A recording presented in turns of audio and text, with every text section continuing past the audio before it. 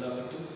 இந்த மனமகிழ்ச்சி நாளிலும் கூட தேவனை நாம் ஒருமித்து ஆராதிக்கும்படியாக தேவன் கொடுத்த நேரத்துக்காக நாம் கர்த்தரை ஸ்தோத்திரிக்கும்படியாக வாஞ்சிக்க வேண்டும். இதுவரைக்கும் நம்மை 5 மாதங்களாக கிருபையை நம்மை கர்த்தர் தாங்கி வந்திருக்கிறார்.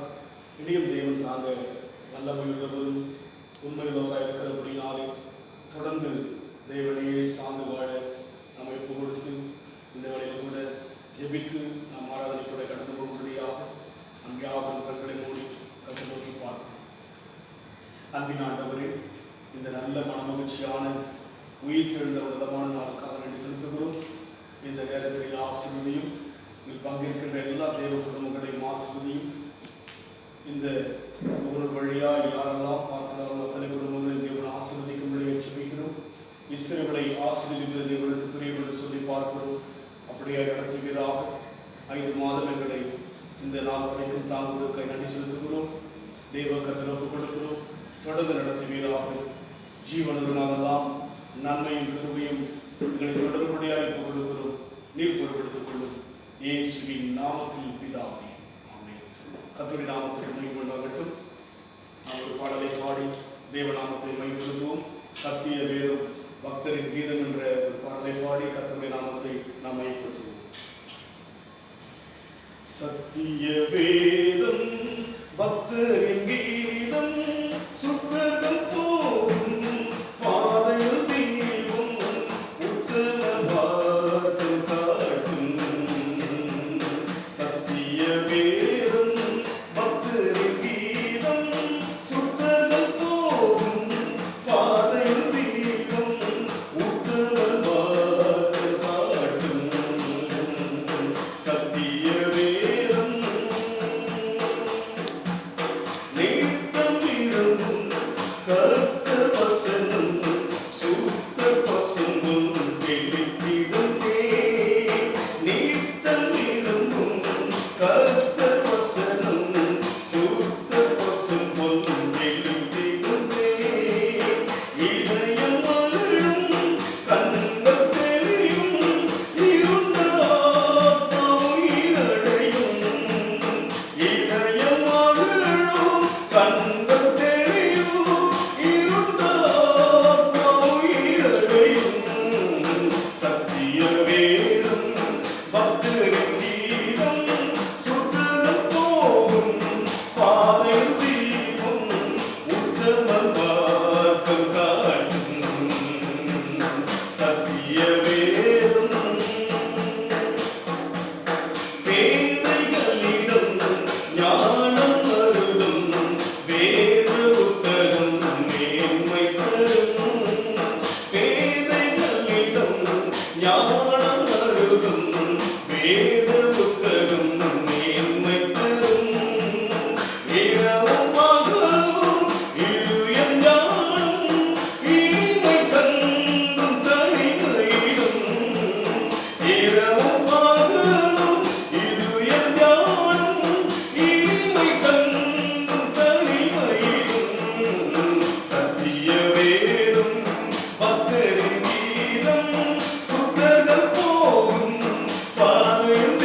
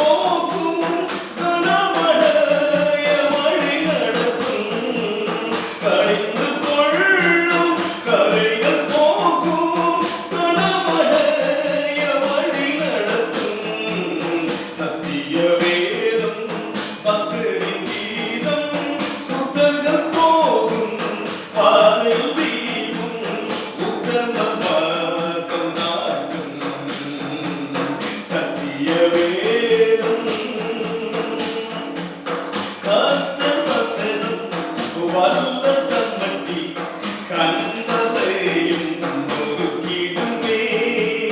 கர்த்தர் வசனம் வல்ல சம்மட்டி கண்மலையும் முறுக்கிடுமே.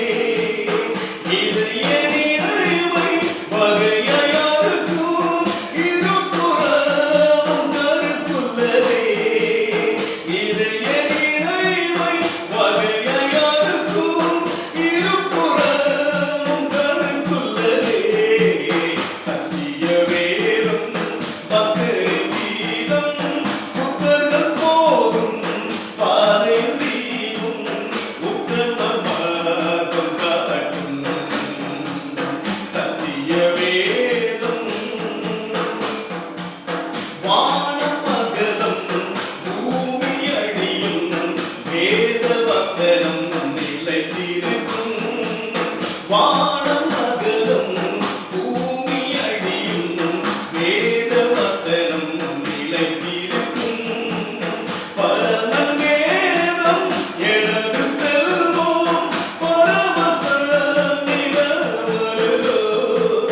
பரமன் வேதம் எனது செல்வம் பரவசம் நிகழ்வருளோ. சத்திய வேதம் பக்தரின் கீதம் சுத்தர்கள் போகும் பாதையில் தீவும் உத்தம மார்க்கம் காட்டும். சத்திய வேதம். ஆமாண்டவரே, எங்கள் கையில் இருப்பது சத்திய வேதம் ஐயா. வானம் பூமி ஒழிந்து போனால் உங்களுடைய வேதத்தில் இருக்கிற எந்த ஒரு வார்த்தையும் ஒழிந்து போகாத ஆண்டவரே, உமக்கு நன்றி செலுத்துகிறோம். வேதத்தில் சொல்லப்பட்ட ஒரு வார்த்தையும் இந்த உலகத்தில் நடந்து கொண்டிருப்பதை நாங்கள் பார்த்து கொண்டிருக்கிற கர்த்தாவே. ஆமாப்பா, வேதத்தில் இருக்கிற ஒவ்வொரு வார்த்தையும் ஜீவனுள்ளது என்பதை நாங்கள் இன்றைக்கு அறிகிறோம் ஐயா. உலகம் முழுமையாக நாங்கள் பார்க்கும்போது வேதத்தில் என்னவெல்லாம் சொன்னீரோ அவையெல்லாம் இன்றைக்கு நடப்பதை எங்கள் கண்களால் பார்க்கிறோம் தகப்பனே. ஆனாலும் வேதத்தில் நீ மன உருக்கமும் இரக்கமும் நீடிய சாந்தமும் மிகுந்த கிருபையுள்ள தேவனாய் இருப்பதற்காய் ஸ்தோத்திரம். எங்கள் தேசத்தின் மேல் மனதுருக்குவதற்காய் ஸ்தோத்திரம். மனதுருகி எல்லா ஆண்டவரே காரியங்களை மாற்றுவதற்காக நன்றி செலுத்துகிறோம் ஐயா. நீ ஒருவர்தான் உலகத்தின் பிரச்சனைகளை மாற்ற முடியும். உமக்கு ஒப்பான இந்த உலகத்தில் ஒருவரும் இல்லை கர்த்தாவே. மேன்மையான தேவனை ஆராதிக்கிறோம். உமக்கு ஒப்பானவர் யாரும் இல்லை ராஜா. உலகத்தில் வந்திருக்கிற தீங்கையெல்லாம் மாற்ற நீர் ஒருவர் மாத்திரம்தான் முடியும் கர்த்தாவே. நன்றியோடு கூட ஸ்தோத்திரிக்கிறோம். உமக்கு ஒப்பானவர் யாரும் இல்லை ராஜா. நாங்கள் உங்களை உயர்த்தும்படியாக எங்களை எடுத்திருக்கிறீர்கள். நாங்கள் துதிப்பது மாத்திரமல்ல, தேவ ஜனங்களாய் நாங்கள் உயர்த்த வேண்டும் அப்பா.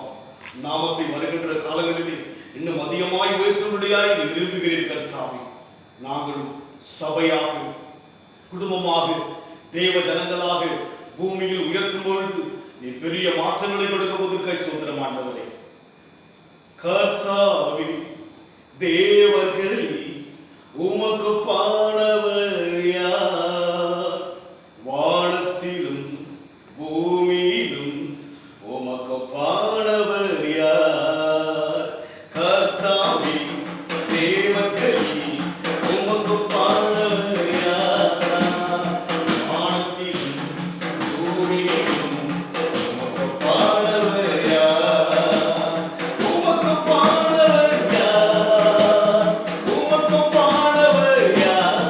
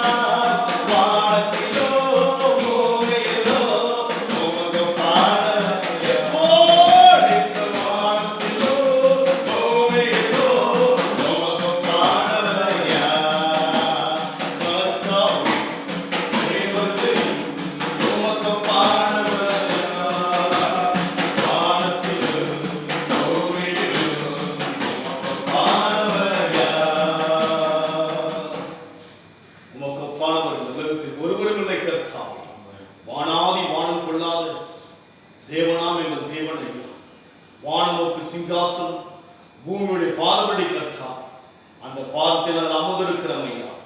மரியாள் தன்னை விட்டு எடுபடாத நல்ல பங்காகிய உடைய பாதத்தில் அமர்வது போல நாங்களுடைய பாதத்தில் அமர்ந்திருக்கிறோம்.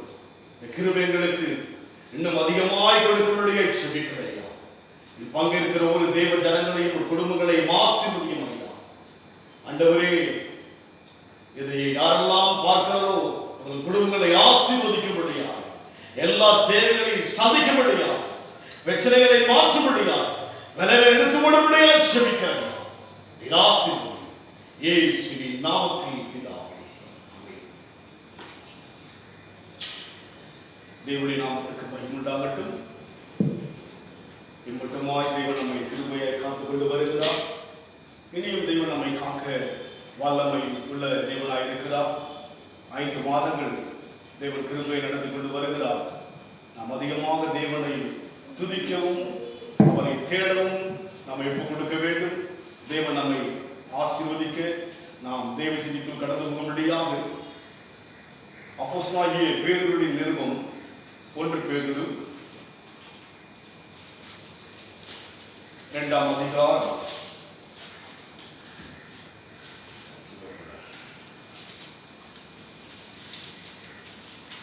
9ஆம் வசனம் வாசிக்கும் பொழுது 1 பேதுரு 2ஆம் அதிகாரம் 9ஆம் வசனம், நீங்களோ உங்களை அந்தகாரத்தினின்று நம்முடைய ஆச்சரியமான ஒளியினிடத்திற்கும் பரவலித்தவருடைய புண்ணியங்களை அறிவிக்கும்படி தெரிந்து கொள்ளப்பட்ட சந்ததியும் ராஜதீகமான ஆசாரிய கூட்டமாயும் பரிசுத்த ஜாதியாயும் அவருக்கு சொந்தமான ஜனமாயும் இருக்கிறீர்கள் என்று சொல்லி பார்க்கிறோம். இன்றைக்கு நம் வாழ்க்கையில் தேவ ஜனமாகி நாம் பல பிரச்சனைகளை இந்த உலகத்தில் சந்தித்து கொண்டு வருகிறோம். உலகமும் பலவிதமான பிரச்சனைக்குள்ளாய் கடந்து போவதை நாம் பார்த்துக் கொண்டிருக்கிறோம்.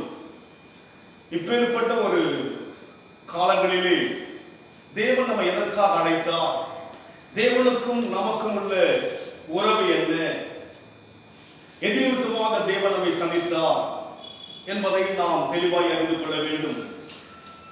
தேவனுக்கும் நமக்கும் உள்ள உறவு வேதத்தில் தெளிவாய் கொடுக்கப்பட்டிருக்கிறது. தேவன் நம்மை இன்றல்ல தாயின் கருவிலே உருவாகும் முன்னே நம்மை தெரிந்து கொண்டார் என்று சொல்லி பார்க்கிறோம். இங்கே அவர் சொல்லுகிற வார்த்தை பார்க்கிறோம், நீங்களோ உங்களை அந்த காலத்தில் தன்னுடைய ஆச்சரியமான ஒளித்திற்கு அழைத்தவருடைய புண்ணியங்களை அறிவிக்கும்படிக்கு தெரிந்து கொள்ளப்பட்ட சந்ததி என்று சொல்லி பார்க்கிறோம். நாம் தேவனால் தெரிந்து கொள்ளப்பட்ட சந்ததி. இந்த உலகத்தை உண்டாக்கின தேவன் உலகத்தில் எவ்வளவோ கோடிக்கணக்கான மக்கள் இருந்த போதிலும் கூட ஆண்டவராக இயேசு கிறிஸ்து விசுவாசிக்கிற நம்மை அவருக்காய் தெரிந்து கொண்டிருக்கிறார். எதற்காக தெரிந்து கொண்டார், எதற்காக தேவன் நம்மை அழைத்தார் என்கிற ஒரு திட்டத்தை நாம் தெரிந்து கொள்ள வேண்டும். புண்ணியங்களை அறிவிக்கும்படிக்கு என்று சொல்லி பார்க்கிறோம். எதற்காக தேவன் தெரிந்து கொண்டார்? புண்ணியங்களை அறிவிக்கும்படிக்கு.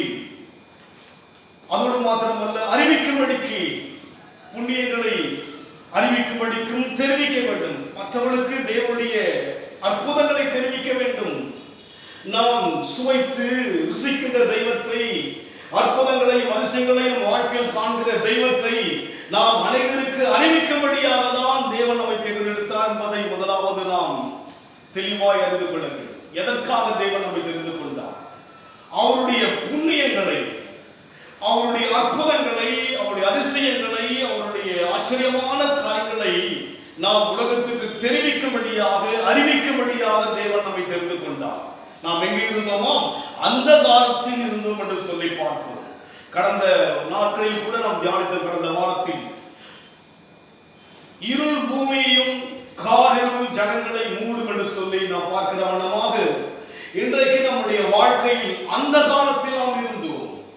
இன்றைக்கு இருள் பூமியை மூடி காரிருள் ஜனங்களை மூடுகின்ற நிலைமையிலே இந்த உலகம் இருக்கின்ற போது, இந்த உலகத்தில் ஆண்டவரை குறித்து ஒரு வெளிப்பாடை சொல்வதற்காக தான் தேவன் நம்மை தேர்ந்தெடுத்திருக்கிறார். முதலாவது நாம் தெரிந்து கொள்ள வேண்டும், எதற்காக தேவன் நம்மை தெரிந்து கொண்டார். இந்த உலகத்தை உண்டாக்கின தேவன் பூமியில் எங்கோ கடையாந்தரத்தில் இருக்கிற நம்ம எதற்கு தேவன் தெரிந்து கொண்டார்? அவரை ஆராதிப்பதற்கு மாத்திரமா? ஆம், அவரை ஆராதிப்பதற்கு தான், அவரை தோண்டு கொள்வதற்காக தான், அவரை தேடுவதற்காக தான், அவருடைய நம்முடைய வாழ்க்கையில் சாட்சியை வாழ்வதற்காக தான் தேவன் தெரிந்து கொண்டார். அதோடு மாத்திரமல்ல, அவருடைய அற்புதங்களை அறிவிக்கும்படியாக. எப்படி அறிவிக்க முடியும்? வேதம் முழுமையாக அற்புதங்கள் சொல்லப்பட்டிருக்கிறது. அற்புதங்களையும் அதிசயங்களையும் நம் வாழ்க்கையில் தேவ செய்த நன்மைகளையும் அறிவிக்கும்படியாக தேவன் நம்மை தேர்ந்தெடுத்தார். அறிவிக்கிறோமா என்று யோசித்து பாருங்கள். நம் வாழ்க்கையில் யாரை அறிவிக்கிறோம்? நம் திறமைகள், நம்முடைய குடும்பத்துடைய காரியங்கள், மற்ற காரியங்களை அறிவிக்கிறோம் தவிர அதிகமாக நாம் தேவனை அறிவிப்பது இல்லை, ஆண்டவரை அதிகமாக மற்றவர்களுக்கு தெரிவிப்பது இல்லை. ஆனால் இங்கே பேதுருவின் மூலமாக தேவன் சொல்கிறார், அவருடைய புண்ணியங்களை அறிவிக்கும்படியாக தேவன் நம்மை அவருக்காய் தேர்ந்தெடுத்திருக்கிறார். அறிவிக்க வேண்டிய ஒரு காலம் வந்துவிட்டது. இன்னொரு வசனம் வாசிப்போம். அப்போஸ்தலரின் புத்தகம் 9ஆம் அதிகாரம் 15ஆம் வசனம் வாசிக்கும் போது, அப்போஸ்தலர் 9ஆம் அதிகாரம் 15ஆம் வசனம் வாசிக்கும் போது, அதற்கு கர்த்தர், நீ போ, அவன் புறஜாதிகளுக்கும் ராஜாக்களுக்கும் இஸ்ரவேல் புத்திரருக்கும் என்னுடைய நாமத்தை அறிவிக்குவதற்காக நான் தெரிந்து கொண்ட என்னுடைய நாமத்தை அறிவிக்கிறதற்காக. அப்போஸ்தலன் பவுலை குறித்து அனனியா என்கிற ஒரு மனுஷனிடத்திலே ஆண்டவர் சொல்லுகிறார், என்னுடைய நாமத்தை அறிவிக்குவதற்காக நான் தெரிந்து கொள்ளப்பட்ட பாத்திரம் என்று சொல்லி பார்க்கிறோம். அதனால் தேவன் எதற்காக நம்மை தெரிந்து கொண்டார்? அவருடைய நாமத்தை அறிவிக்கும்படியாக. உலகத்திலே அவருடைய நாமமே அல்லாமல் வேறொரு நாமம் ரட்சிப்பு அடைவதற்கு கட்டளையிடப்படவில்லை சொல்லி பார்க்கிற வண்ணமாக அவர் நாமத்தை நீங்கள் நானும் அறிவிக்கும்படியாக தேவன் நம்மை தேர்ந்தெடுத்திருக்கிறார். அறிவிக்க வேண்டும். இந்த நாட்களை பார்க்கும்போது உலகம் முழுமையாக இந்த கொள்ளை நோயானது அறிவிக்கப்பட்டு அதிலிருந்து எப்படி தப்பிக்கப்பட வேண்டும் என்று சொல்லி அனைவரும் அறிவிக்கப்படுகிறது. ஆனால் இப்பேற்பட்ட காலகட்டத்திலே தேவ ஜனமாகி நாம் தேவனுடைய அற்புதங்களை அறிவிக்க, தேவனுடைய அதிசயங்களை அறிவிக்கும்படியாக வேதம் முழுமையாக அவருடைய மகிமைகளை பார்க்க முடியும். வேதம் முழுமையாய் நாம் ஆராய்ந்து பார்க்கும்போது தேவனுடைய வல்லமை என்ன, அற்புதம் என்ன, தேவன் செய்த அதிசயம் என்னவென்று சொல்லி அநேக காரியங்கள் வேதத்திலே சொல்லப்பட்டிருக்கிறபடினாலே இதை நாம் வாஞ்சையோடு கூட வாசித்து, வசனங்களை நாம் அதிகமாக நேசித்து அதை வாசித்து அதை தியானித்து அதை பிறருக்கு அறிவிக்கும்படியாக தான் தேவன் நம்மை தெரிந்து கொண்டார். கிறிஸ்தவம் என்பது மதமாக உலகம் யோசிக்கலாம். ஆனால் கிறிஸ்தவம் என்பது மதம் அல்ல. கிறிஸ்து இந்த வேதம் முழுமையாக இந்த உலகத்தை உண்டாக்கின தேவன் இந்த வேதம் முழுமையாக இருப்பதை பார்க்க முடியும். ஒவ்வொரு அதிகாரத்திலும் தேவனை பார்க்க முடியும். ஒவ்வொரு வசனத்திலும் தேவனுடைய அன்பை பார்க்க முடியும், கிருபையை பார்க்க முடியும், அவருடைய குணங்களை பார்க்க முடியும், அவருடைய தன்மைகளை பார்க்க முடியும். எல்லாவற்றையும் நாம் வேதத்தின் மூலமாய் பார்க்க முடியும். என்று சொன்னால் தேவனை ஒருவரும் காண முடியாது சொல்லி வெறும் சொல்கிறபடினாலே நாம் கையிலே கொடுக்கப்பட்ட இந்த வேதத்தின் மூலமாக அவரை பார்க்க முடியும். அப்படி அவரை நாம் இந்த வேதத்தின் மூலமாக தியானித்து இந்த வசனங்களை அதிகமாக நேசித்து இதை வாசிப்போம் என்று சொன்னால் அவரை புரிந்து கொள்ள முடியும், அவரை அறிந்து கொள்ள முடியும். அப்படி அறிந்து புரிந்திருக்கிற என்ன செய்ய வேண்டும்? அவருடைய நாமத்தை அனைவருக்கு அறிவிக்கும்படியாக தான் தேவன் நம்மை தேர்ந்தெடுத்தார். நம்மை கர்த்தர் தெரிந்த நோக்கம் என்ன? அவரை அறிவிப்பதற்காக. நம்மை குறித்து அறிவிப்பதினால யாருக்கும் எந்த பலனும் கிடையாது. ஆனால் இந்த உலகத்தை உண்டாக்கின தேவனை உலகத்துக்கு அறிவிக்கும் போது உலகத்தில் இருக்கிற எல்லா மக்களுக்கும் ஒரு பலன் இருக்கிறது. அவரை அறிவிப்பதற்காக தான் தேவன் நம்மை தேர்ந்தெடுத்திருக்கிறார். அவரை அறிவிக்க வேண்டும். இந்த 3 மாதமாக தேவனை ஆராதிக்க முடியாதபடிக்கு நாம் இருக்கிறோம். யோசித்து பாருங்கள். கடைசி காலங்களில் தேவனை அறிவிக்க வேண்டிய காலம் வந்துவிட்டது. தேவனை அறிவிக்க வேண்டியவர்கள் நாம் கூட அந்த காலத்தில் இருந்தோம். தேவனை அறியாத மக்களாய் இருந்தோம். தேவனை தெரிந்து கொள்ள முடியாதபடியாக வாழ்ந்தவர்களாய் இருந்தோம்.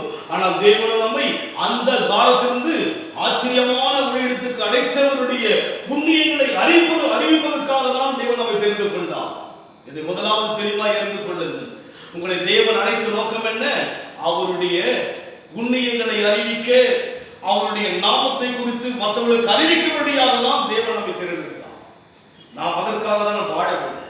அவருடைய நாமத்துக்காக அவரை அறிவிக்க வேண்டும், அவரை அறிவிக்க வேண்டும். இன்றைக்கு உலகம் முழுமையாக நாம் பார்க்கின்ற போது இந்த நோயின் தாக்கமானது ஒவ்வொரு நாளும் அறிவிக்கப்பட்டுக் கொண்டே வருகிறது. இந்த நோயினுடைய தாக்கமானது மனிதனுடைய இதயத்தை பயப்படுத்தும்படியான ஒரு சோதனைக்குள்ளாக உலகம் தள்ளப்பட்டிருக்கிறது.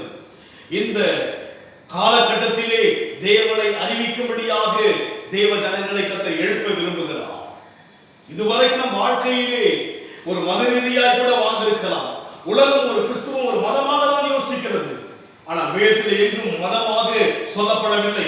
ஆண்டவராய் இயேசு கிறிஸ்து பூமியிலே பிறந்து அவர் வாழ்ந்து வளர்ந்த போது, ஞானஸ்நானம் எடுத்து அவர் பிரசங்கிக்கும்படியாய் கடந்து வந்த போது, ஜனங்கள் மத்தியிலே பேசும்படியாக கடந்து வந்த போது முதலாவது அவர் என்ன பிரசங்கிக்கிறார்? மனம் திரும்புங்கள் என்று சொல்லி, மனம் திரும்புங்கள், பரலோக ராஜ்யம் சமீபமாய் இருப்பதாக அவர் பிரசங்கிப்பதை அறிவிப்பதை பார்க்கிறோம். மதம் மாறுங்கள் என்று சொல்லி வேதத்தில் எங்கும் சொல்லப்படவில்லை. ஆனால் உலகம் ஒரு கிறிஸ்துவ மதமாய் பார்க்கிறது அல்லவா? அதனால் கிறிஸ்துவை நாம் அறிவிக்க வேண்டும், கிறிஸ்துவை அறிவிக்க வேண்டும். அவரை நாம் அறிந்தால்தான் அறிவிக்க முடியும். அறிவதற்குரிய ஒரு வழி என்ன? வேதம் முழுமையாக அவரை அறிவதற்குரிய எல்லா வழிகளும் சொல்லப்பட்டிருக்கிறது. அதனால் நாம் அவரை அறிவதற்காக அழைக்கப்பட்டோம், தெரிந்து கொள்ளப்பட்டோம் என்பதை நாம் தெளிவாக இன்றைக்கு புரிந்து கொள்ள வேண்டும். இன்னொன்றை நாம் வாசிப்போம். லூக்கா என்ற சுவிசேஷம் 2ஆம் அதிகாரம் 10ஆம் வசனம் வாசிப்போம். லூக்கா 2ஆம் அதிகாரம் 10ஆம் வசனம். தேவதூதன் அவர்களை நோக்கி, பயப்படாதிருங்கள், இதோ எல்லா ஜனத்திற்கும் மிகுந்த சந்தோஷத்தை உண்டாக்கும் நற்செய்தியை உங்களுக்கு அறிவிக்கிறேன். இங்கே பார்க்கிறோம், தேவன் ஆண்டவராகிய இயேசு கிறிஸ்து பிறப்பதற்கு முன்பாக தேவதூதன் அதை அறிவித்தார். உலகத்தில் யாவருக்கும் ஒரு நல்ல செய்தியை சொல்லும்படியாக தூதனால் முதலாவது அறிவிக்கப்பட்டது. இன்றைக்கு நம்முடைய வாழ்க்கையில் நாம் இன்றைக்கு அறிவிக்கும்படியாக வேதம் நமக்கு காரியங்களை சொல்கிறது. வேதம் நம்முடைய வாழ்க்கையை உற்சாகப்படுத்துவது போல அன்றைக்கு ஆண்டவராகிய இயேசு கிறிஸ்து உலகத்தில் பிறப்பதற்கு முன்பாக தூதன் மூலமாக அந்த காரியம் உலகத்துக்கு அறிவிக்கப்பட்டது. உலகத்தில் பூமி எங்கும் மிகுந்த சந்தோஷம் உண்டாக்கும்படியாக அறிவிக்கப்பட்டது. என்று சொன்னால் இயேசுடைய பிறப்பு என்பது உலகத்தில் இருக்கிற யாவருக்கும் சந்தோஷம். இயேசு என்கிற அந்த நாமம் உலகத்தில் இருக்கிற எல்லா மனிதருக்கும் சந்தோஷம் கொடுக்கத்தக்கதான நாமமாக இருக்கிறது. இன்றைக்கு உலகம் முழுமையாய் சஞ்சலத்தோடு கூட, தவிப்போடு கூட, கலக்கத்தோடு கூட, குழப்பத்தோடு கூட, பயத்தோடு கூட மக்கள் இருப்பதை பார்க்கிறோம். ஆனால் வேதத்தில் பார்க்கின்ற போது கிறிஸ்து என்று சொல்லும் போது உலகத்துக்கு சந்தோஷம் கொடுக்கும்படியான நாமம் தான் கிறிஸ்துவின் நாமம். இதை முதலாவதாக தூதன் அறிவிப்பதாக நாம் பார்க்கிறோம். பவுலை அங்கே பார்க்கிற அனனியாவிடத்தில் தேவன் சொல்லுகிறார், இதோ என் நாமத்தை குறித்து அறிவிப்பதற்காக தெரிந்து கொள்ளப்பட்ட பாத்திரம் என்று சொன்னவனமாக இன்றைக்கு நீங்களும் நானும் அவன் நாமத்தை உலகத்துக்கு அறிவிக்க வேண்டிய நபர்களாய் பாத்திரமாய் இருப்பது போல, அன்றைக்கு தேவ தூதனாகிய அங்கே நான் பார்க்கிற தேவ தூதன் அவருடைய பிறப்பை குறித்து அறிவிக்க முடியாத கடந்து வருகிறார். தூதனை அதிகமாய் பார்க்க முடியாது, தூதர்களை அதிகமாக மனுஷன் பார்க்க முடியாது. ஆனால் தேவனுடைய பிறப்பை, இந்த உலகத்தை உண்டாக்கின கர்த்தராகிய இயேசு கிறிஸ்துவின் பிறப்பை அறிவிக்கும்படியாக மனுஷன் மத்தியில் அதிகமாக வெளிப்படாத தூதன் கடந்து வருவதை பார்க்கிறோம்.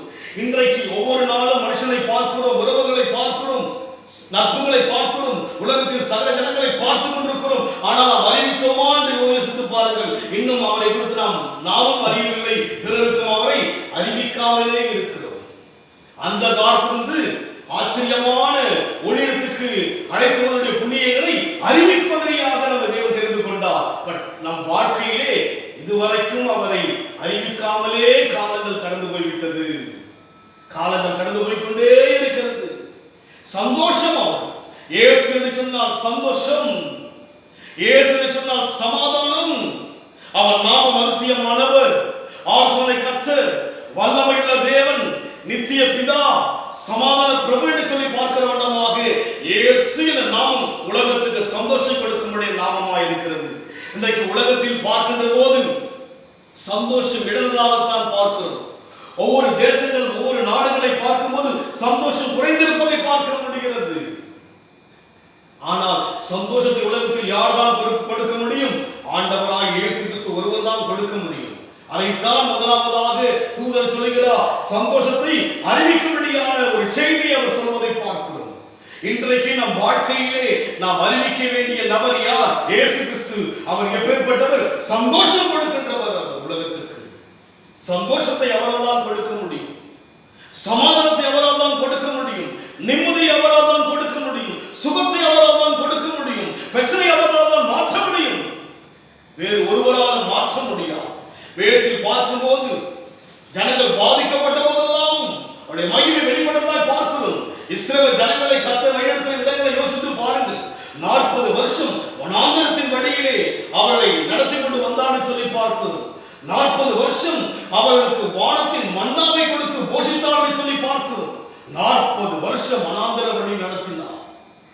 இன்றைக்கு பார்க்கிறோம், போக போக உலகத்தில் பலவிதமான இந்த பிரச்சனைகள் அதிகரிக்க அதிகரிக்க பஞ்சத்தை பார்க்க வேண்டிய சூழ்நிலைக்குள் தள்ளப்படுகிறோம். இன்றைக்கு உலகம் முழுமையாய் கண்களால் பார்க்கிறோம், உலகம் முழுமை நடக்கிற சம்பவங்களை பார்க்கிறோம். ஆனால் வேதத்தில் பார்க்கும்போது இந்த தேவன் இஸ்ரவேல் ஜனங்களை 40 வருஷமாக வனாந்திர வழி நடத்தி கொண்டு வந்தார் அல்லவா? எப்பேற்பட்ட அற்புதமான காரியம் தேவன் செய்தார். இன்றைக்கு தேசங்கள் எல்லாம் கலங்கிக் கொண்டிருக்கிறது. எவ்வளவுதான் ஜனங்களுக்கு அரசாங்கத்தினால் கொடுக்க முடியும்? ஒரு குறிப்பிட்ட அளவுதான் கொடுக்க முடியும். ஆனால் 40 வருஷம் இஸ்ரவேல் ஜனங்களை வனாந்திர வழியிலே தேவன் கொண்டு போனார். வானத்தினுடைய தேவன் வானத்தில் இருக்கிற மன்னாவை, தூதர்கள் புசிக்கின்ற மன்னாவை மனுஷன் புசிக்க முடியாத 40 வருஷமா வசனமானது பழசாக சொல்லி பார்க்கிறோம். அவருடைய பாதரட்சை கிழிந்து போகாதபடிக்கு நடத்தி கொண்டு போனார். பகலெல்லாம் மேக சமூகத்தில் 40 வருஷம், இரவெல்லாம் அக்கினி சமூகத்தில் 40 வருஷம். 3 மாதத்துக்குள் அரசாங்கம் கலங்குகிறது அல்லவா? இன்றைக்கு குழப்பமடைகிறது அல்லவா? இன்றைக்கு 40 வருஷம், 40 வருஷம் ஜனங்களை கண்மணி போல தேவன் காத்துக் கொண்டு வந்தார்.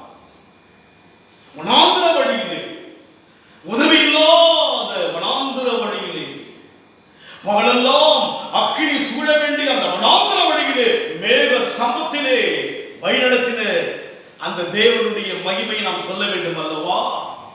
இன்றைக்கு உலகம் கலங்கிக் கொண்டிருக்கிறதே, வல்லரசு நாடெல்லாம் கலங்கிக் கொண்டிருக்கிறதே. யோசித்து பாரு, கலங்கிக் கொண்டிருக்கிறது. இன்றைக்கு போக போக என்ன ஆகும் என்று ஒரு கேள்வியோடு கூட உலகம் இருக்கிறது. அவருடைய வல்லமையை அறிவிக்கும்படியாக, அவன் நாமத்தின் மகிமையை அறிவிக்கும்படியாக தேவன் நம்மை தேர்ந்தெடுத்தார். 40 வருஷம் ஜனங்கள் நடத்தி கொண்டு போனார். பகலெல்லாம் மேக சம்பவம், இரவெல்லாம் அக்கினி சம்பவம். ஒவ்வொரு காலங்கள் மாறும்போது மழை குறைந்துவிட்டு விட்டால் தண்ணீர் பஞ்சத்தை பார்க்கிறோம்.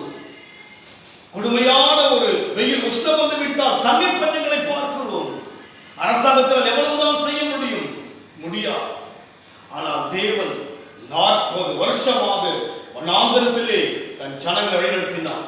அதே தேவன் இன்றைக்கும் உயிரோராய் இருக்கிறபடினாலே அவரை குறித்து நாம் உலகத்துக்கு அறிவிக்க வேண்டிய ஒரு காலம் வந்து விட்டது.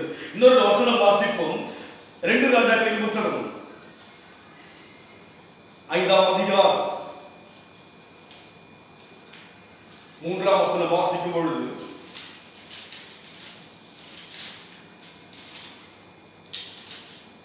அவள் தன் ஆட்சியாரை பார்த்து, என் ஆண்டவன் சமாரியாவில் இருக்கிற தீர்க்கதரிசனிடத்தில் போவாரானால் நலமாயிருக்கும், அவர் இவர்களுடைய குஷ்டரோகத்தை நீக்கி விடுவார் என்றார்.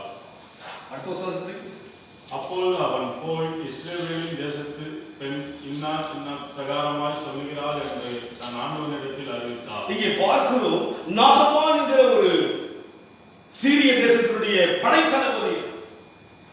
சீரியாவிலே தேவன் அவனை ஒரு மேன்மையான ஒரு மனுஷனாக பயன்படுத்தினார். ஆனால் அவன் வியாதிப்பட்டவன், குஷ்டரோகியாய் இருக்கிறான்.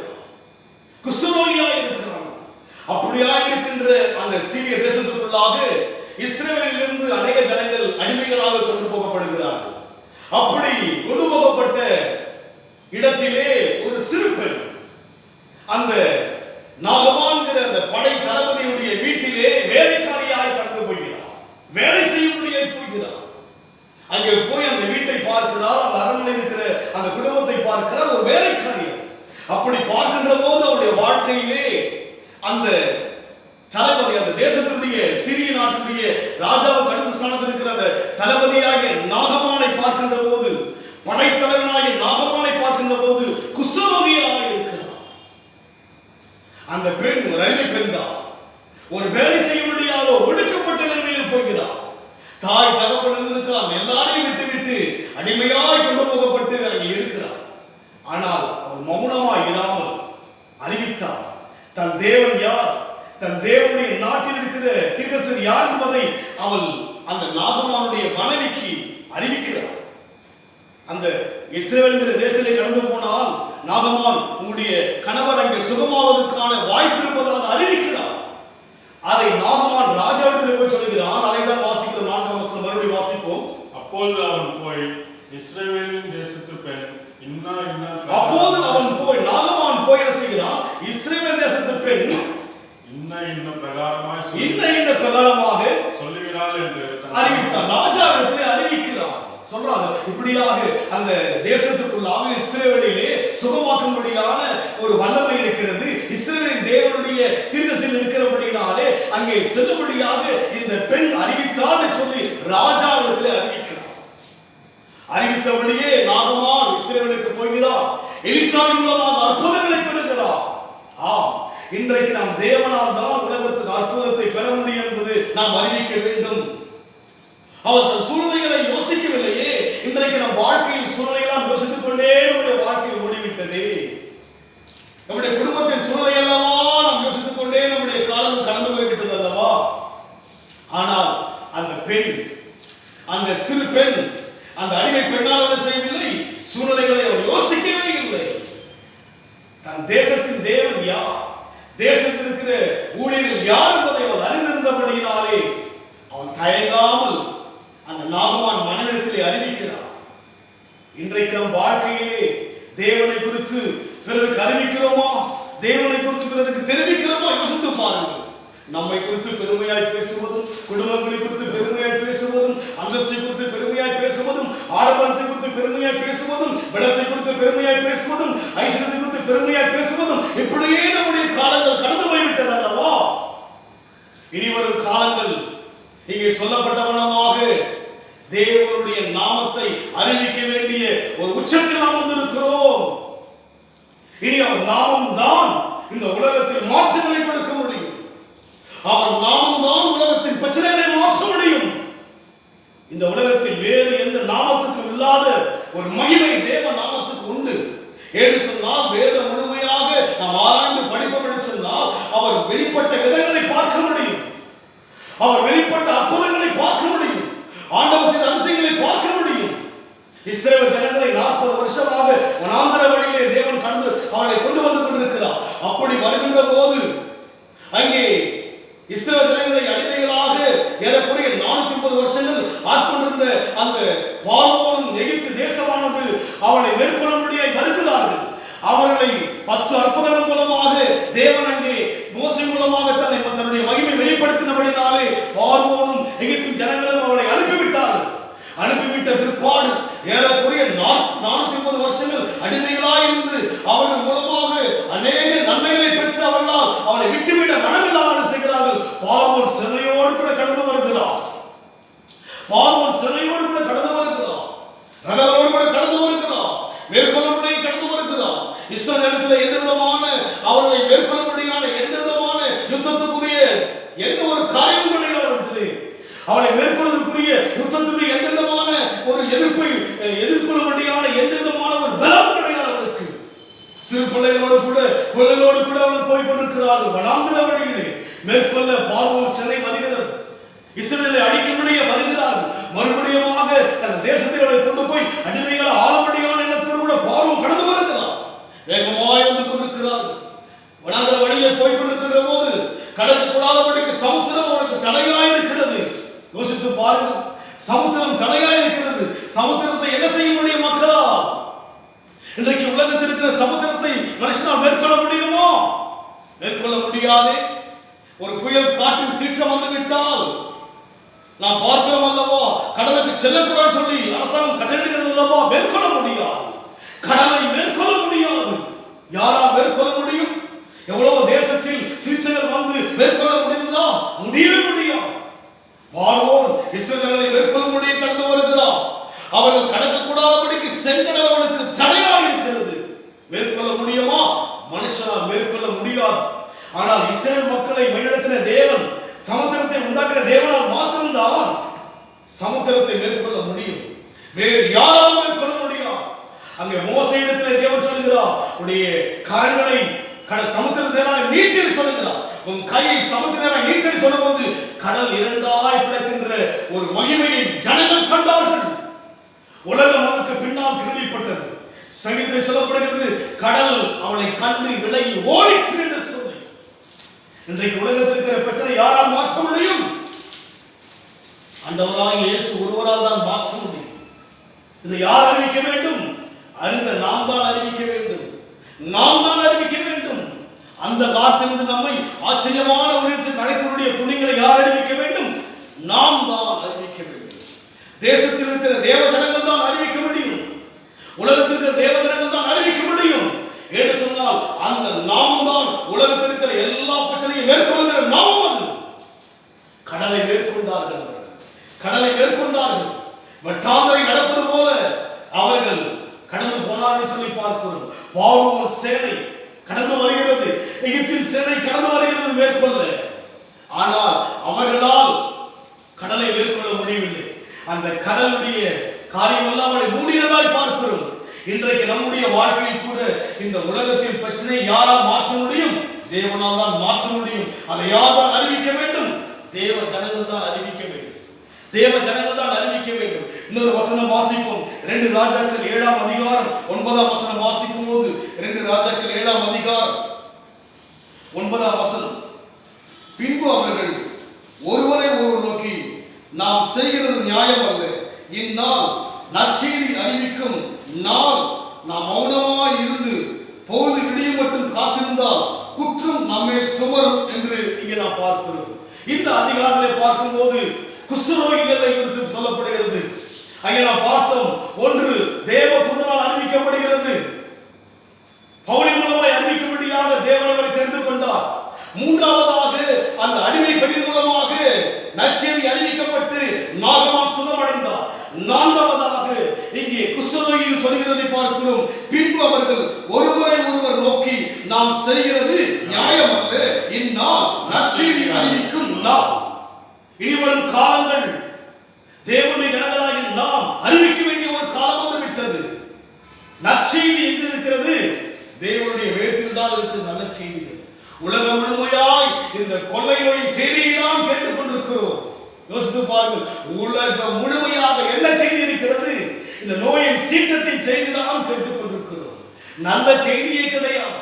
இன்னும் ஆக்ரோஷமான, இன்னும் அதிகமான பிரச்சனை வரக்கூடிய செய்திகள் தான் கேட்டுக்கொண்டிருக்கிறது.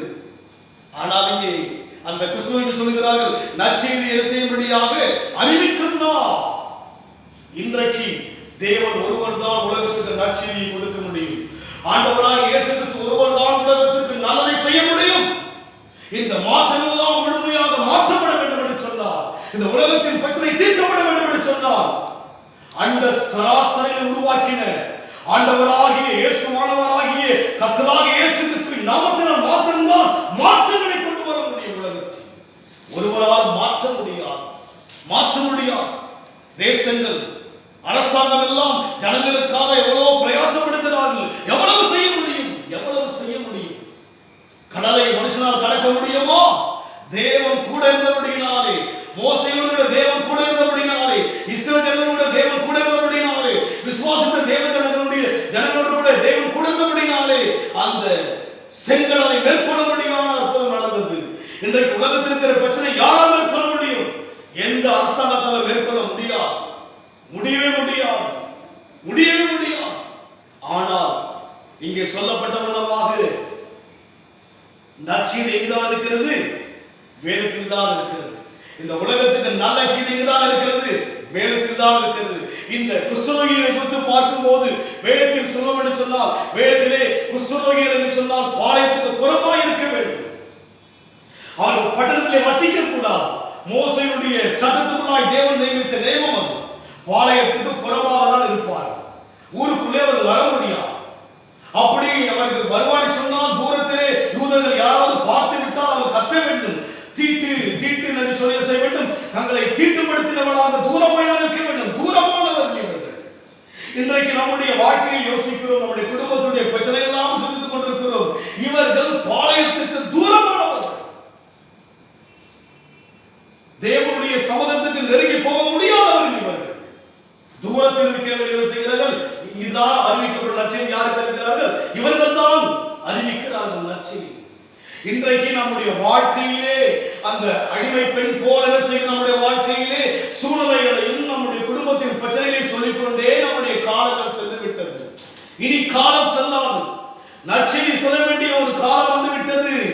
இன்றைக்கு உலகம் முழுமையாய் துயரமான காரியங்களை கேள்விப்படுகிறோம். குழப்பமான காரியங்களை கேள்விப்படுகிறோம். சஞ்சலமான காரியங்களை கேள்விப்படுகிறோம். பயம் இருந்த காரியங்களை கேள்விப்படுகிறோம். இவைகள் மத்தியில் நல்ல செய்தி தான் இருக்கிறது. வேதத்திலேயும் தேவனுக்கு தான் நற்செய்தி இருக்கிறது. அதை யார் தான் அறிவிக்க வேண்டும்? தேவ ஜனங்கள் தான் அறிவிக்க வேண்டும். இந்த இரண்டு குஷ்டரோகிகளை நாம் பார்க்கும்போது அவர்கள் அங்கே தெளிவாய் சொல்லப்படுகிறது. பின்பு அவர்கள் ஒருவரை ஒருவர் நோக்கி, நாம் செய்கிறது நியாயம் அல்ல. இனி நம் வாழ்க்கையிலே இயேசு மறைத்து வைத்திருப்பது நியாயம் அல்ல. வெளிச்சத்தை மரக்கலையில் மூடி வைத்திருப்பது நியாயம் அல்ல. மலையில் இருக்கிற பட்டணம் மறைந்திருப்பது நியாயம் அல்ல. இனி நாம் மௌனமாக இருப்பது நியாயம் அல்ல.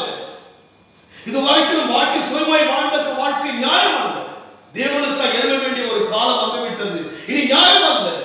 கிறிஸ்துவ மதமாக யோசிக்கிற உலகம் கிறிஸ்துவ மதம் அல்ல. கிறிஸ்துவை உலகத்துக்கு காமிக்க வேண்டிய ஒரு நேரம் வந்து விட்டது. அறிவிக்க வேண்டிய ஒரு காலம் வந்து விட்டது. இங்கே சொல்லுகிறார், நற்செய்தி சொல்ல வேண்டிய சமயம் வந்து விட்டது. தேவ வருகைக்கு முன்பாக நடக்கின்ற ஆரம்பம் வந்துவிட்டது. வருகைக்கு முன்பாக நடக்கின்ற காரியங்கள் வந்துவிட்டது. இனி தேவ ஜனங்களாகி நாம் அறிவிக்காமல் நம்மை நாமே மறைத்துக் கொண்டு நமக்குள் இருக்கிற பொக்கிஷத்தை மறைத்துக் கொள்வது சொன்னார். நம்மிடத்தில் தான் அந்த குற்றத்தை தேவன் கேட்பார். அங்கே சொல்லப்படுகிறது, மௌனமாய் இருந்தால் பொழுது விடியும் மட்டும் காத்திருந்தால் குற்றம் நம்மே சுமரும். யாரிடத்தில் கர்த்தர் கேட்பார்? நம்மிடத்தில் தான் கர்த்தர் கேட்பார். குற்றம் யாருக்கு சுமரும்? போதும், சுயநலமாய் வாழ்ந்தது போதும். எனக்குரிய 10 வாரங்கள் ஆகிவிட்டதை கர்த்தரை ஆராதிக்க முடியவில்லையே. பாரம் இருக்கிறதா? வேதனை இருக்கிறதா? அழுகிறோமா? இல்லையே. பாரம் இல்லை. காரணம் என்ன? அறிவிக்கின்ற மக்களாக இருந்தால் அழுகும். அறிவிக்க வேண்டிய ஒரு கட்டத்துக்குள்ளே நாம் தள்ளப்பட்டாயிற்று. அந்த காலத்தில் அல்லவா இருந்தோம். நம்மை எவ்வளோ ஜனங்களை விட்டு தேவன் நம்மை அழைத்தார் அல்லவா?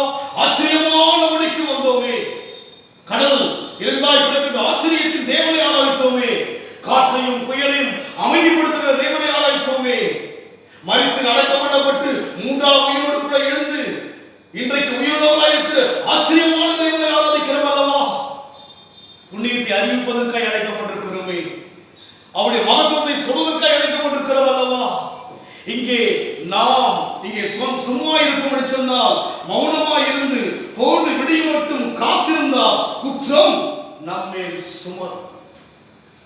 இனி குற்றவாளியை யார் இருக்க வைக்க போகிறார்? நம்மை தான் கத்தரிக்க வைக்க போகிறார்.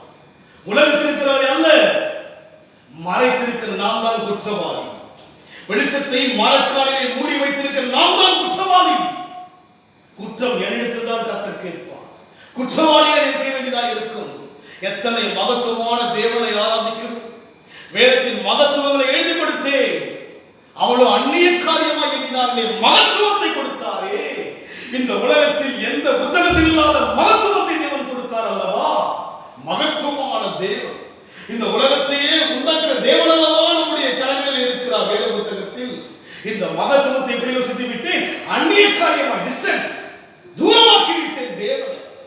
என்னை விட்டு விலகாதவர், என்னை கைவிடாதவர், தாயை விட தகப்பனை விட என்னை இடத்தில் நேசிக்கிற தேவன், உள்ளங்கையில் வரைந்திருக்கிற தெய்வத்தை நான் மறைத்து வைத்திருக்கிறேனே.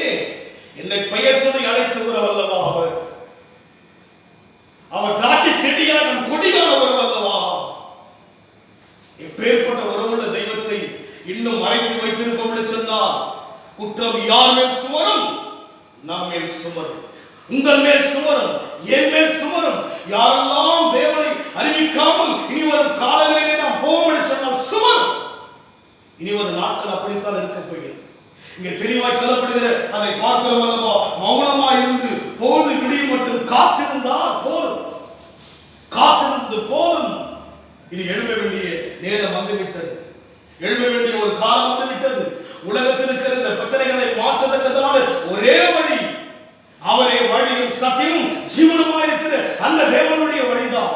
வேற எந்த வழியும் கிடையாது, வேற எந்த வழியும் கிடையாது. அந்த வழியை அறிந்த நான் தாமே அறிவிக்காவிட்டால் குற்றம் என் மேல் சுமரும் என்று சொல்லி பார்க்கிறோம். இன்னொரு வசனம் வாசிப்போம். எஸ்தரின் புத்தகம் 4ஆம் அதிகாரம்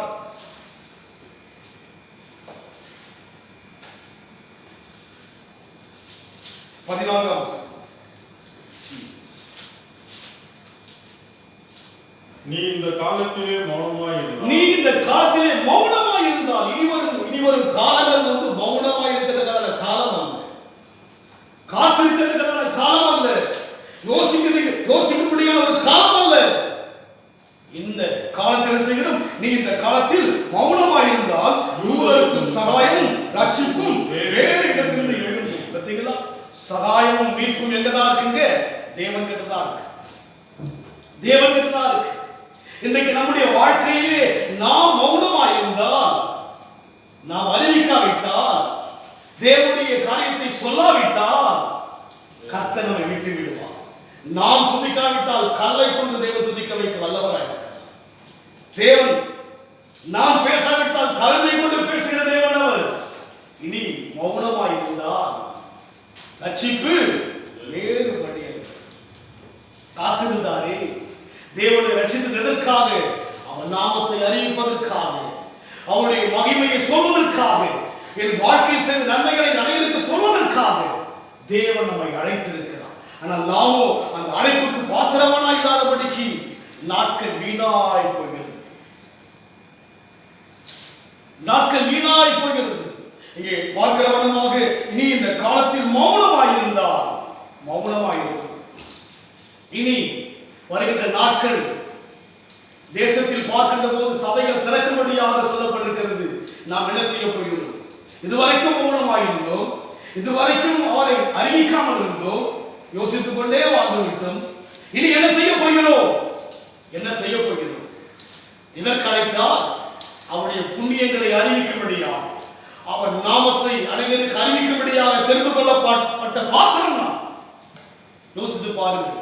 அறிவிப்பதற்காக அழைக்கப்பட்ட நாம் இனி என்ன செய்ய போகிறோம்? ஜெபித்திருக்கிறோம், ஜெபத்தை கர்த்தர் கேட்டிருக்கிறார், ஆலயம் திறக்கப்பட போகிறது. இனி உங்களுடைய ஆராதனை எப்படி இருக்க போகிறது? உங்கள் வழிபாடு எப்படி இருக்க போகிறது? தேடுகிற தேவனை தேடுகிற விதம் எப்படி இருக்க போகிறது? தொடர்ந்து அப்படியே இருக்க போகிறோமா? தொடர்ந்து அப்படியே வாழ போகிறோமா? குற்றம் யார் மேல் சுமரும்? குற்றவாளியை கத்தரிக்க வைக்கப் போகிறார். நான் அறிவிக்காவிட்டால், யாரையெல்லாம் தேவன் உன் மூலமாக அழைக்க சித்தமாக இருக்கிறாரோ அவளுக்கு நீ அறிவிக்காவிட்டால் அந்த இரத்தப்படியை உன்னிடத்திலே கத்தர் கேட்கப் போகிறார். உன் மூலமாக ஒரு கூட்டத்தை தேவன் அழைக்க விரும்புகிறார். உன் மூலமாக ஒரு குடும்பத்தை ரட்சிக்க தேவன் விரும்புகிறார். நீ அறிவிக்காவிட்டால் குற்றம் யார் மேல் சுமரப் போகிறது? ஒன்று சுமரப் போகிறது. இனி ஒரு நாட்கள் மிகுந்த பிரச்சனையான காலங்களை சந்திக்கப் போகிறோம். நாம் அறிவிக்கிற மக்களாய் மாற வேண்டும். அறிவிப்பதற்கு பெரிய பிரசங்கம் அவசியம் அல்ல. அறிவிப்பதற்கு பெரிய ஒரு காரியம் அவசியம் அல்ல. நம் வாழ்க்கையில் இயேசு செய்த நன்மைகள் வேற்றிருக்கிற ஒரு சில காரியங்களை படித்து சொல்லலாம் அல்லவா? அறிவித்தே ஆக வேண்டிய காலம் வந்துவிட்டது. இந்த நாள் நற்செய்தி அறிவிக்கின்ற நாள். அவர் காத்திருந்தால் இனி காத்திருக்க வேண்டிய காலம் கிடையாது. ஆண்டவருக்காக எழுப்பினால்தான் நாம் பாதுகாக்கப்படுவோம். நீங்கள் பாதுகாக்கப்பட வேண்டும் என்று சொன்னால் எழுப்ப வேண்டும். தேவனுக்காக எழுப்பி அநேக ஜனங்களை கற்றுக்கொள் ஆதாயப்படுத்த வேண்டும். இன்னொரு வசனம் கடைசியை வாசம் முடிப்போம். ஏசாயா 52 அதிகாரம் 7 ஏசாயா 52 7 சமாதானத்தை கூறி நற்காரியங்களை சுவிசேஷமாய் அறிவித்து இங்கே பார்க்கிறோம். சமாதானத்தை கூறி அங்கே தேவதூதர் மூலமாய் சந்தோஷம் உலகத்துக்கு வந்தது. இங்கே சமாதானத்தை கூறுவதற்கான ஒரே வழி என்ன? இந்த செய்திதான் நற்செய்திதான். சமாதானம். உலகத்துக்கு சந்தோஷம், சமாதானம், நிம்மதி, ஆறுதல், சுகம், பலம் எல்லாம் தேவ சமூகத்தில் தான் இருக்கிறது. நன்மையான எந்த ஈவம் எங்கிருக்கிறது? தேவனுடைய சமூகத்தில் இருக்கிறது. யாதொரு மாறுதலோ யாதொரு வேற்றுமை இல்லாதபடியான நன்மையின் தேவன் அவர்.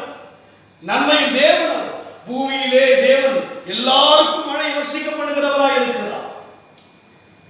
உலகத்திற்கு யாருக்கும் நன்மை செய்யப்படியான தேவனாக இருக்கிறபடியினாலே இங்கே சொல்லப்பட்ட வண்ணமாக நற்காரியங்களை அறிவித்து என்று சொல்லி பார்க்கிறோம். நற்காரியங்கள் தான் இருக்குங்க. நல்லதெல்லாம் இங்கதான் இருக்கு. தேவனுக்குள் தான் இருக்க நன்மை எல்லாம். உலகத்தில் எந்த மனிதனுக்காக யார் ரத்தம் சிந்தினார்கள்? ஆண்டவராக இயேசு கிறிஸ்து ஒருவர் தான் நமக்காக ரத்தம் சிந்தினார். உலகத்திற்கு யாவருக்காக நல்ல காரியங்கள் தேவ சமூகத்தில் தான் இருக்கிறது. நற்காரியத்தை அறிவித்து ஆக வேண்டிய ஒரு நேரம் வந்து விட்டது. அதை மறுபடியும் வாசிப்போம். சமாதானத்தை கூறி நற்காரியங்களை சுவிசேஷமாய் அறிவித்து ரட்சிப்பை பிரஸ்தாபப்படுத்தி தேவன் ராஜரீகம் பண்ணுகிறார் என்று சீயோனுக்கு சொல்லுகிற சுவிசேஷத்தினுடைய பாதங்கள் மலைகளின் மேல். எவ்வளவு அழகாய் இருக்கிறது. தேவன் யாரை தான் விரும்புகிறவராய் இருக்கிறார்? அவருடைய புண்ணியங்களை அறிவிக்கிற மக்களை தான் விரும்புகிறார். ஆராதிக்கிறோம், நல்லது. காணிக்கை கொடுக்கிறோம், நல்லது. தசமா கொடுக்கிறோம், நல்லது. தேவனை தேடுகிறோம், நல்லது. அதோடு முடிவதல்ல. இது மதம் அல்ல. தெளிவாய் தெரிந்து கொள்ளுங்கள். கிறிஸ்தவம் மதம் அல்ல. நற்காரியங்கள் இங்கு இருக்கிறது. நல்லதெல்லாம் இருக்கிறது. இந்த உலகத்தில் பார்க்கும்போது பொல்லாங்கினால் உலகம் சூழ்ந்திருக்கிறது. நோயினால் உலகம் சூழ்ந்திருக்கிறது. கொள்ளை நோயினால் பாதிக்கப்பட்டிருக்கிறது. பூகம்பம், பலவிதமான இயற்கை சீற்றத்தினால் உலகம் சூழ்ந்திருக்கிறது. நற்காரியம் எங்குதான் இருக்கிறது?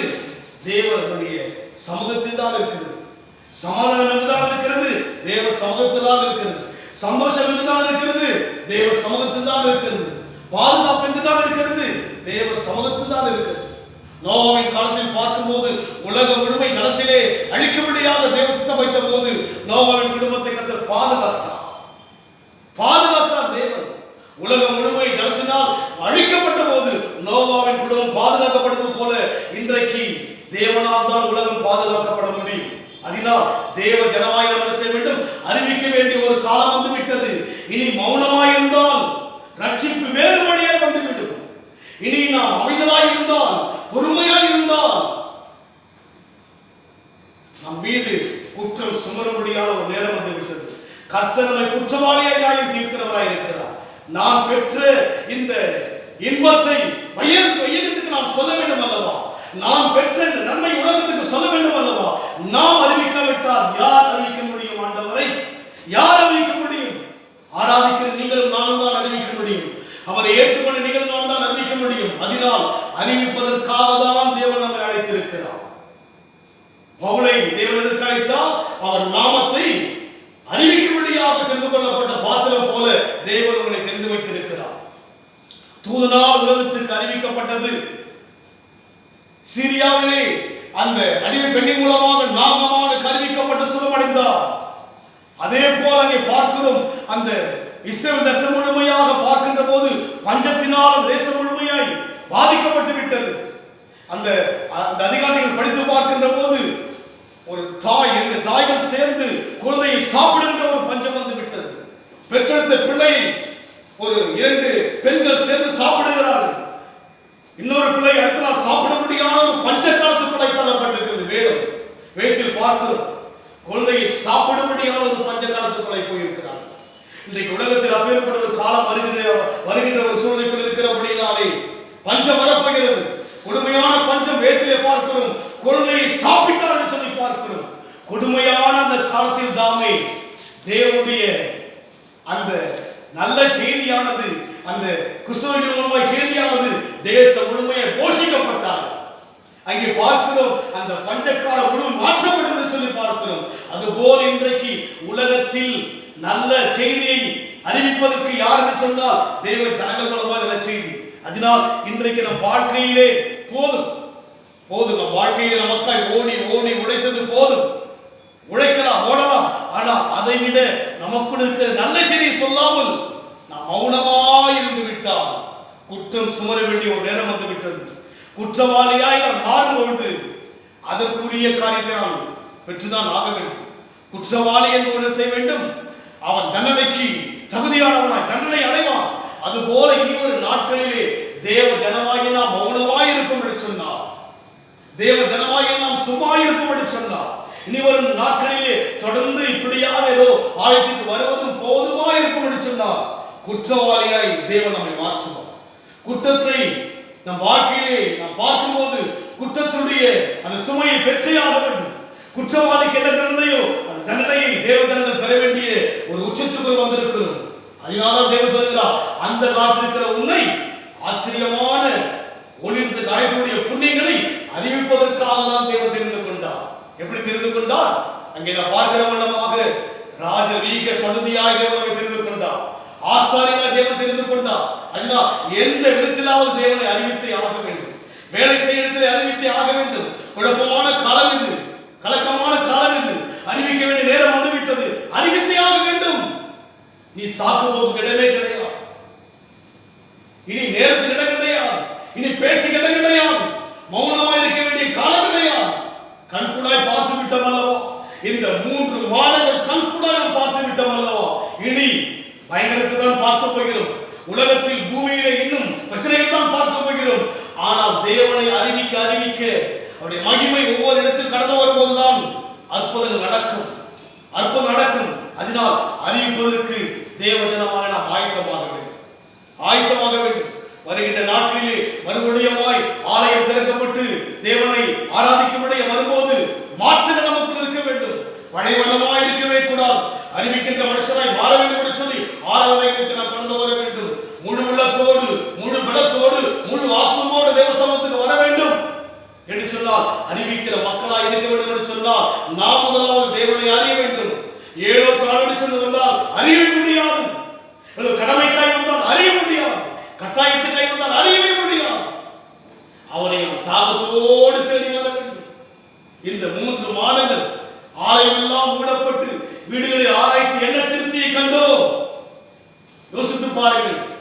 ஆண்டவரை ஆராதிப்பதற்கென்று மறுபடியும் ஒரு வாய்ப்பை தேவன் கொடுக்கிறார்.